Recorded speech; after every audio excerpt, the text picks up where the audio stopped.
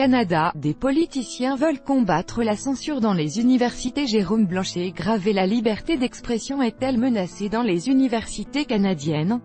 Du moins, c'est ce que croient les politiciens au Canada.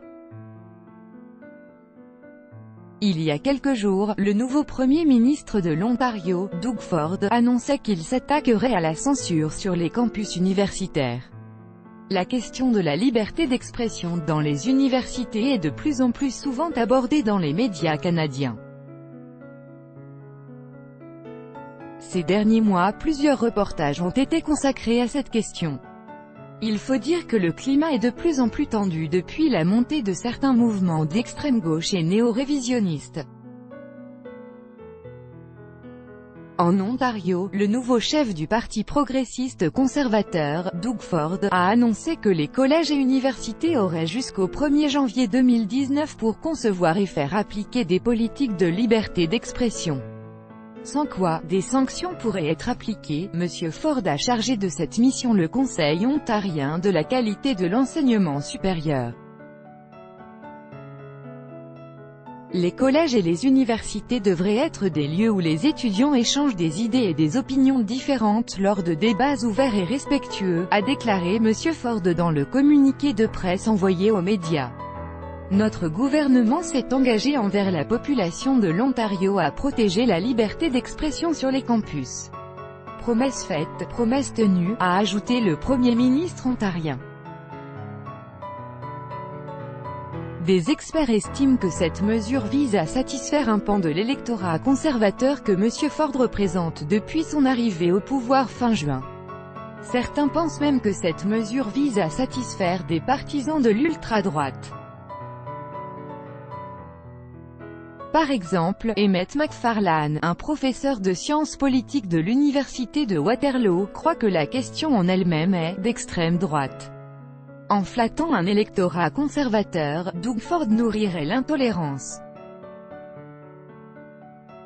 Cette vision est loin d'être partagée par tous, car plusieurs autres personnalités sont récemment intervenues pour dénoncer la censure dans les universités canadiennes.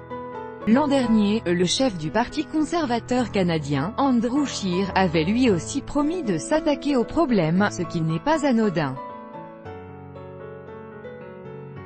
Liberté académique, le chef du Parti conservateur s'en mêle au Canada. L'éducation supérieure relève d'abord des compétences provinciales. Il fallait donc que le problème soit jugé très sérieux pour qu'un chef de parti fédéral en fasse l'une de ses priorités.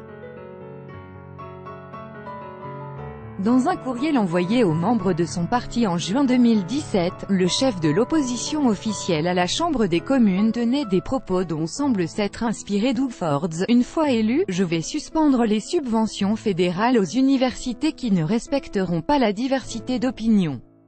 Nous croyons que les universités devraient être un lieu pour l'enseignement, un endroit où les jeunes adultes peuvent apprendre à penser par eux-mêmes, en leur présentant d'autres idées et une diversité d'opinions, écrivait le chair du Parti conservateur, Andrew Scheer, aux membres de son parti.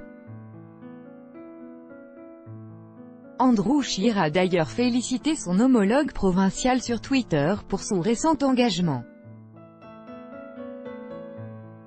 Suite à l'annonce de Doug Ford, le Conseil des universités ontariennes s'est également rangé derrière lui. Les universités de l'Ontario partagent l'intérêt du gouvernement de l'Ontario concernant la protection de la liberté d'expression, et s'engagent à travailler avec toutes les parties prenantes, y compris les professeurs, les étudiants et le gouvernement provincial, afin de favoriser la discussion et le débat sur nos campus. L'enjeu n'est pas sans rappeler l'histoire de Lindsay Shepherd, une étudiante à la maîtrise de l'université Laurier, en Ontario. En novembre 2017, l'étudiante et assistante d'enseignement avait été réprimandée par des membres du corps professoral pour avoir présenté, lors d'un cours qu'elle donnait, un débat auquel prenait part Jordan Peterson. Lindsay Shepherd, symbole de la liberté d'expression au Canada canadien, Jordan Peterson est professeur de psychologie à l'Université de Toronto. Mais il est maintenant connu un peu partout dans le monde pour sa critique du politiquement correct et de certains mouvements de gauche. Dans les dernières années, Peterson est devenu malgré lui un symbole de la liberté d'expression. Dorénavant, il participe régulièrement à des grandes émissions de télévision dans le monde anglophone. Pour prouver que l'intimidation qu'elle subissait à l'université était réelle, Lindsay Shepherd a enregistré à leur insu 2 professeurs et un membre du personnel de son université lors d'une rencontre qu'elle a eue avec eux. Ces derniers lui ont reproché d'avoir fait la promotion d'un courant de pensée haineux et d'un auteur dont les idées n'étaient pas acceptées par la communauté académique. Jordan Peterson, un penseur canadien controversé. Madame Shepherd réclame désormais 3,6 millions de dollars canadiens, 2,3 millions d'euros, à l'université Laurier. La poursuite vise l'établissement d'enseignement comme tel, les 2 professeurs impliqués et le comité chargé de promouvoir l'égalité et la diversité au sein de l'établissement. Jordan Peterson a également intenté une poursuite contre les 2 mêmes personnes et le comité en question. Il réclame quant à lui 1,5 million de dollars canadiens, 1 million d'euros.